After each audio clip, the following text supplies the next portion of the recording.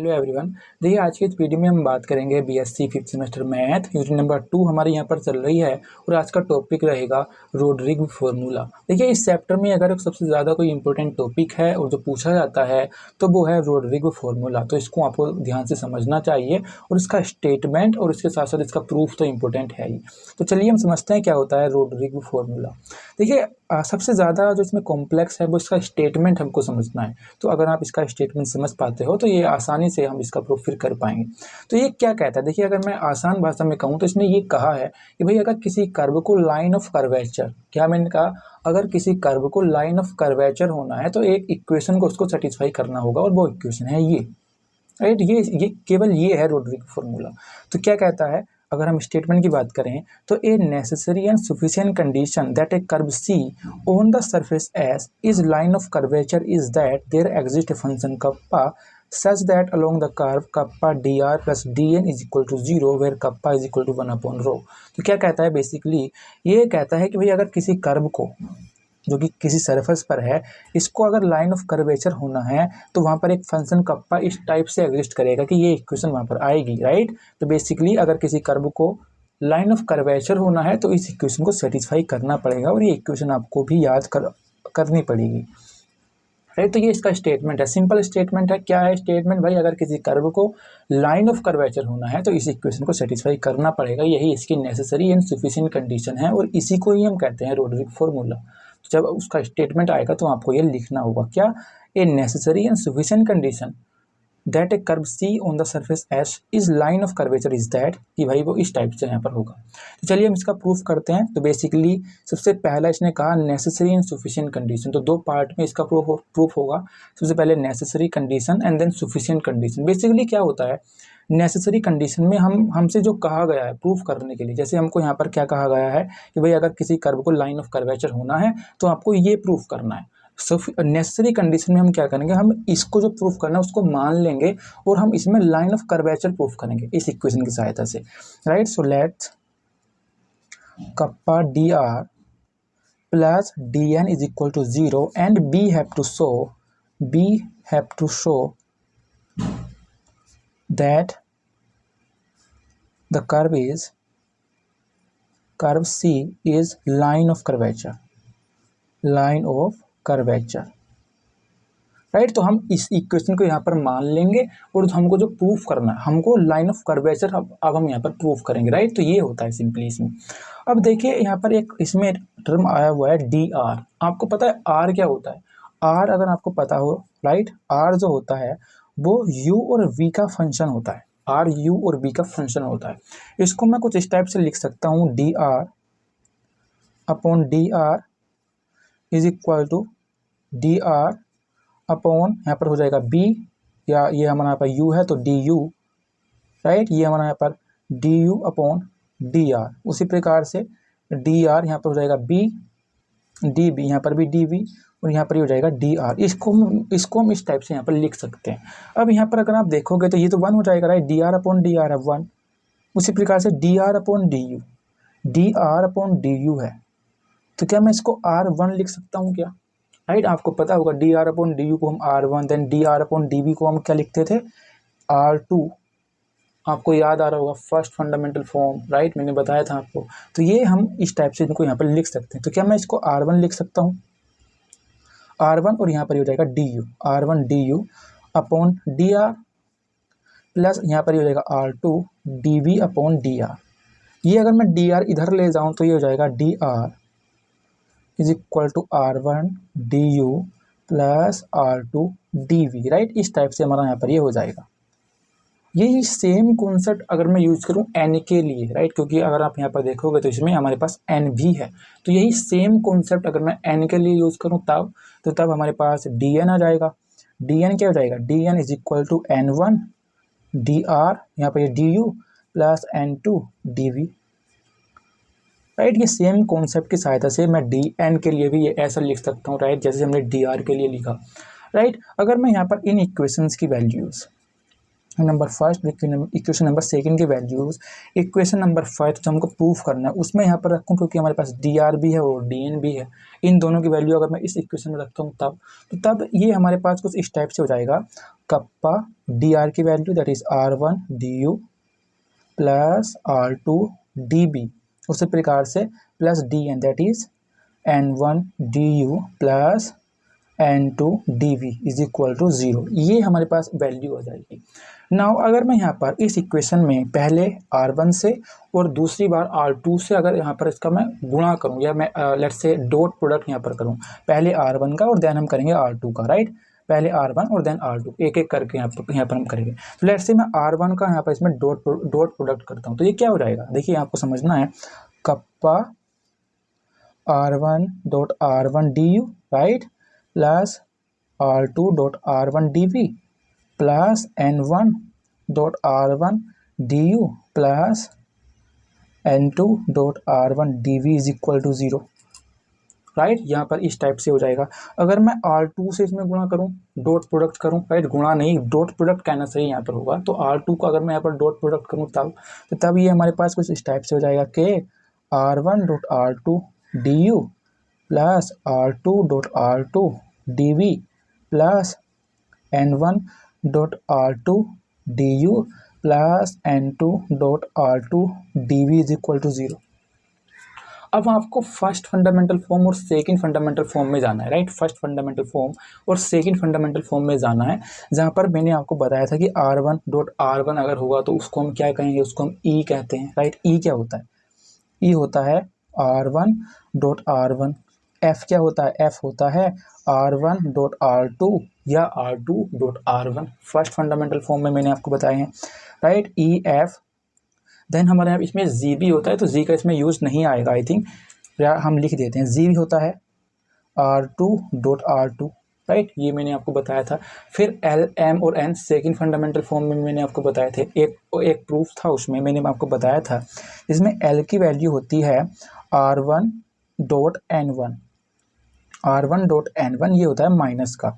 इसमें M होता है LM that is R1 dot N2, आप यहाँ पर इसको कह सकते हो माइनस में, या इसको हम लिख सकते थे R2 डॉट N1, राइट। इन दोनों ही सहायता से हम यहाँ पर इसको लिख सकते हैं। ये हमारे पास होता है M की वैल्यू। देन हमारे पास N होता है, अगर आपको याद हो तो हमने N को उसमें N डैश लिखा था, क्योंकि वहाँ पर उसमें 2 N थे, राइट। तो यहाँ पर हम फिलहाल इसमें N ही लिखते हैं। तो ये हमारे यहाँ पर हो जाएगा R2 डॉट N2। ये हमारे पास कुछ इस टाइप से हो जाता है।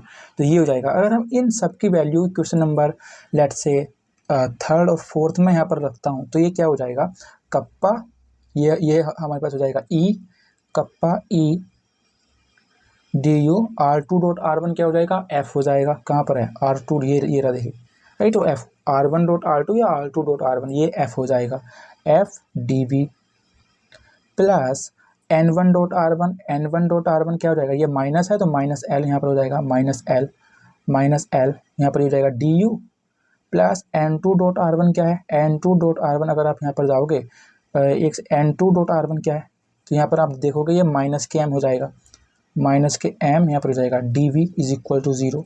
या हम इसको कह सकते हैं let's say kappa E DU plus F DB, यहाँ पर माइनस अगर हम कॉमन ले लें तो L DU plus M DV, right. ये हमने यहाँ पर माइनस कॉमन ले लिया इज इक्वल टू 0, राइट। यहाँ पर अगर आप देख पाओगे तो हमने यहाँ पर ये माइनस यहाँ पर कॉमन ले लिया।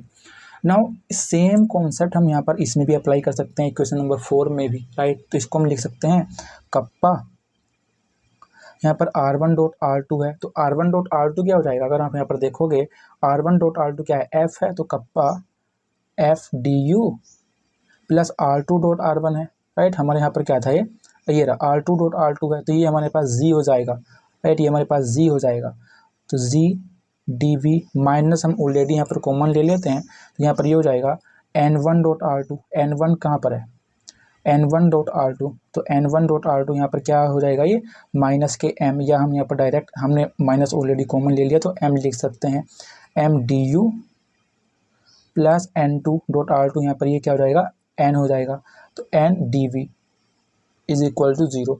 इस टाइप से हमारे पास इक्वेशन आ जाएंगी, राइट, इस टाइप से हमारे पास इक्वेशन आ जाएंगी। तो यहाँ पर एक सेकेंड, सो देखिए ये हमारे पास इक्वेशंस आती हैं। अगर मैं यहाँ पर इसमें इस कप्पा को एलिमिनेट कर दूँ, राइट, अगर मैं इस कप्पा को एलिमिनेट कर दूँ तो हमारे पास ये क्या हो जाएगा, ये हमारे पास बेसिकली हो जाएगा E D U, right, E D U plus F D V, और यहाँ पर हो जाएगा ये L D U plus M D B, उसी प्रकार से यहाँ पर हो जाएगा F D U plus G D B, उसी प्रकार से M D U plus N D B, और ये हमारा यहाँ पर इस टाइप से इज इक्वल टू 0। अगर हम यहाँ पर के को एलिमिनेट कर दें तो इस टाइप से हमारा यहाँ पर ये हो जाएगा। नाउ इसको हम लिख सकते हैं, अगर मैं यहाँ पर इस टाइप से इसको थोड़ा सा सिंप्लीफाई करूँ तो इसकी गुणा इसमें होगी, तो ये हो जाएगा E M, right, E M, यहाँ पर हम इसकी गुणा कर रहे हैं पहले, E M D U square, right, E M D U square plus F M D U D B plus, अब हम इसकी गुणा इसमें करेंगे तो E N D U D B plus F N D B square, minus के अगर हम इसकी गुणा इसमें करें तब minus F L D U square plus, क्योंकि हमने माइनस यहाँ पर कॉमन ले लिया है अब जा plus F M D U D B D U D B, यहाँ पर ये हो जाएगा। अब हम इसकी अगर करें तो ये हो जाएगा G L D U D B plus G M D B square, G M D B square हमारे पास ये हो जाएगा। नाउ अगर हम डी यू स्क्वायर के टर्म को एक साथ अगर यहाँ पर लिखें डी यू स्क्वायर, तो ये हम लिख सकते हैं E M minus F L, क्योंकि यहाँ पर माइनस हो जाएगा, और यहाँ पर ये डी यू स्क्वायर। अगर हम डी यू डी बी के टर्म को एक साथ यहाँ पर लिखें डी यू डी बी, यहाँ पर भी डी यू डी बी, और यहाँ पर भी क्या हो जाएगा ये D U D B F M D U D B, और ये हमारे पास हो जाएगा डी यू डी बी। लेकिन अगर आप यहाँ पर देखोगे तो ये plus F M D U D B और ये माइनस एफ एम, राइट, ये अगर यहाँ पर मैं ब्रैकेट खोलता हूँ तो ये minus F M D U D B हो जाएगा, तो इससे ये हमारे पास बेसिकली कैंसिल हो जाएगा। तो बचेगा क्या, E N minus G L, क्योंकि ये बाहर माइनस है, बचेगा क्या डी यू डी बी। उसी प्रकार से बी स्क्वायर के टर्म को यहाँ पर हम लिख सकते हैं F N minus G M, ये क्या हो जाएगा D B square is equal to 0, right, ये हमारे पास इज इक्वल टू 0। और अगर आपने लाइन ऑफ कर्वेचर के बारे में थोड़ा सा भी पढ़ा है, लाइन ऑफ कर्वेचर, तो उसकी इक्वेशन यही होती है। तो ये क्या है, ये हमारे पास इक्वेशन है लाइन ऑफ कर्वेचर की, लाइन ऑफ कर्वेचर की, और यही तो हमको प्रूफ करना था, राइट, यही हमको क्या करना था, इसमें आप देख सकते हो, यही तो हमको यहाँ पर प्रूफ करना था, राइट। अगर मैं यहाँ पर आपको दिखाऊं तो यही हमको क्या करना है, इसमें प्रूफ करना है, इज दैट देयर क्या करना है हमको, लाइन ऑफ कर्वेचर, राइट, ये हमको लाइन ऑफ कर्वेचर ही तो हमको यहाँ पर ये प्रूफ करना है, और ये हम यहाँ पर प्रूफ कर चुके हैं। तो ये क्या होता है, ये बेसिकली क्या होता है, ये लाइन ऑफ कर्वेचर की इक्वेशन होती है। अब ये तो हमारी हुई नेसेसरी कंडीशन, लेकिन हमको यहाँ पर सफिशिएंट कंडीशन भी तो प्रूफ करना है, सफिशिएंट कंडीशन,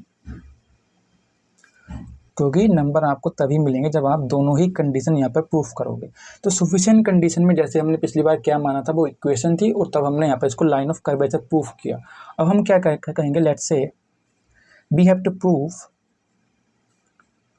प्रूव कप्पा क्या है, कप्पा डी आर, राइट, एक सेकेंड, जो हमको प्रूफ करना है वो प्रूफ करना है kappa D R plus D N is equal to 0, और हम लाइन ऑफ कर्वेचर को अब हम यहाँ पर मान के चलेंगे, we have to proof this, और हमको यहाँ पर क्या मान कर चलेंगे, लाइन ऑफ कर्वेचर को अब हम यहाँ पर मान कर चलेंगे। Let's curve is on the line of curvature, curve is the line of curvature, तो जो कर्व होगा अब हम उसको लाइन ऑफ कर्वेचर मानकर चलेंगे, जो कर्व होगा वो इस इक्वेशन को सेटिस्फाई करेगा। अब जब कर्व जो है वो लाइन ऑफ कर्वेचर को सेटिस्फाई करेगा तो ये इक्वेशन क्या ट्रू नहीं होगी क्या, राइट। तो हम यहाँ पर इस इक्वेशन को यहाँ पर लिख सकते हैं, ये जो इक्वेशन आई थी हमारे पास L M minus F L D U square plus E N minus G L D U D B plus F N minus G M D V square is equal to 0। Right. जब ये equation होगी तो क्या यही इसका जो पहला वाला स्टेप था वो भी ट्रू नहीं होगा क्या ये वाला स्टेप भी ट्रू नहीं होगा क्या? तो क्या मैं यहाँ पर ये वाला स्टेप लिख सकता हूँ क्या? तो हम बिल्कुल ऐसा लिख सकते हैं। तो हम यहाँ पर इसको इसके बाद हम लिख सकते हैं E D U plus F D V, और यहाँ पर क्या था F D U plus G D V, यहाँ पर हो जाएगा L D U plus M D V और M D U plus N D V, right. ये हमारे पास इज इक्वल टू 0 था। अब जब ये स्टेप होगा तो इससे पहले वाला स्टेप भी ट्रू होगा, राइट। ये वाला स्टेप भी तो ट्रू होगा ना, ये वाला स्टेप। तो ये स्टेप को हम यहाँ पर लिख सकते हैं बेसिकली ये क्या है कप्पा डी आर, राइट। इससे पहले वाला जो स्टेप था, राइट, क्या था kappa D R plus D N is equal to 0 में हम डी आर और डी एन की वैल्यू रखी थी। उसके बाद हमने इसमें R1 और R2 से क्या किया था, डॉट प्रोडक्ट इसका क्या था, अगर आपको याद हो। तो हम यहाँ पर बेसिकली मैं यहाँ पर लिख सकता हूँ kappa D R plus D N, हमने यहाँ पर एक बार इसको R1 से किया था, ये इज इक्वल टू 0 था, और एक बार हमने क्या किया था kappa D R plus D N, यहाँ पर ये R2 से किया था, ये इज इक्वल टू 0 था, राइट। इससे पहले वाला जो स्टेप था वो हमारे पास यही था, तब जब हमने DR और DN की वैल्यू को निकाला था। उसके बाद R1 से डॉट प्रोडक्ट किया था, देन R2 से किया था, तो मैंने डायरेक्ट ये वाला स्टेप वहाँ पर लिखा है। अब आपको इसमें समझने की ज़रूरत है, अब यहाँ पर इसमें ये अलग हो जाएगा। बेसिकली देखिए यहाँ पर ये सेम है, दोनों में हमारे पास ये सेम है। तो क्या मैं इसको लेट्स से मैं इसको ए कह देता हूँ, लेट्स से, राइट, क्योंकि समझना है हमको। तो मैं लेट्स से यहाँ पर इसको समझाता हूँ। लेट्स से ये हमारे पास क्या है, ये ए है, तो ये क्या हो जाएगा ए डॉट R1 और ए डॉट R2, क्या हो जाएगा ये A dot R1 is equal to 0 और A dot R2 is equal to 0, इस टाइप से हो जाएगा, राइट। अब किन्हीं दो वेक्टर का डॉट प्रोडक्ट अगर 0 है तो उसका क्या मतलब होता है, उसका मतलब भी क्या होंगे, वे दोनों परपेंडिकुलर होंगे, राइट, एक दूसरे के 90 डिग्री के एंगल पर होंगे, तभी तो उनका डॉट प्रोडक्ट 0 हुआ। दैट मीन्स ए R1 के परपेंडिकुलर है और ए R2 के भी परपेंडिकुलर है। दैट मीन्स ए जो है वो R1 के और R2 के दोनों के ही परपेंडिकुलर है, राइट। ए क्या है, वो R1 और R2 इन दोनों के ही क्या है, परपेंडिकुलर है। अब कोई वेक्टर अगर दो वेक्टर के परपेंडिकुलर है तो हम यहाँ पर क्या क्या कह सकते हैं कि जो ए होगा वो R1 क्रॉस R2 के परपेंडिकुलर होगा, क्योंकि R1 क्रॉस R2 का मतलब ये होता है कि कोई वेक्टर इन दोनों के ही क्या होगा, परपेंडिकुलर होगा। तो हम यहाँ पर ऐसा कह सकते हैं। अगर आपको याद हो तो नॉर्मल का मैंने आपको एक बार फॉर्मूला बताया था, I think second fundamental form में, तो वो क्या होता है, वो होता है n is equal to R1 cross R2, right. वो यही तो होता है। दैट मीन्स जो ए होगा वो हमारे पास इसके परपेंडिकुलर होगा, राइट, क्योंकि अब ये इन दोनों के परपेंडिकुलर है। तो यहाँ पर हम कह सकते हैं जो के डी आर है, के D R plus D N है, वो हमारे पास परपेंडिकुलर होंगे to R1 cross R2, right. मैंने अभी वो बात कही। या मैं कह सकता हूँ के D R plus D N is equal to N, right. ये क्या हो जाएगा, ये हो जाएगा एन। अब चूंकि ये हमको प्रॉपर नहीं पता है तो हम यहाँ पर एक कांस्टेंट यहाँ पर लगा देंगे इस टाइप से, ये हमारे पास इस टाइप से हो जाएगा, राइट। ये हमारे पास कंडीशन निकल कर आएगी जैसे मैंने अभी आपको बताया। अगर मैं यहाँ पर इसमें एन वेक्टर का अगर मैं यहाँ पर इसमें डॉट प्रोडक्ट करूँ, राइट, एन वेक्टर का अगर मैं यहाँ पर इसमें क्या करूँ, डॉट प्रोडक्ट यहाँ पर करता हूँ, डॉट प्रोडक्ट बोथ साइड, तो ये क्या हो जाएगा, ये हो जाएगा हमारे पास kappa D R plus D N dot N is equal to C N हमारे पास ये इन दोनों का डॉट प्रोडक्ट, और दो सेम वेक्टर का डॉट प्रोडक्ट यहाँ पर हो रहा है। देखिए ये भी एन और ये भी एन, तो ये 0 हो जाएगा, राइट। ये क्या हो जाएगा, ये 0 हो जाएगा। तो हम यहाँ पर कह सकते हैं kappa D R plus D N dot N is equal to 0, क्योंकि ये हमारे पास 0 हो जाएगा, या kappa D R plus D N is equal to 0। और यही तो हमको प्रूफ करना था, राइट। ये मैंने क्या कहा था, we have to proof this, और ये हम यहाँ पर ये प्रूफ कर चुके हैं।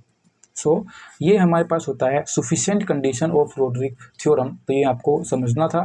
तो राइट, ये इस टाइप से नेसेसरी एंड सफिशिएंट कंडीशन दोनों ही इंपॉर्टेंट है, और दोनों को लिखने के बाद ही आपको नंबर मिलेंगे। So that's all.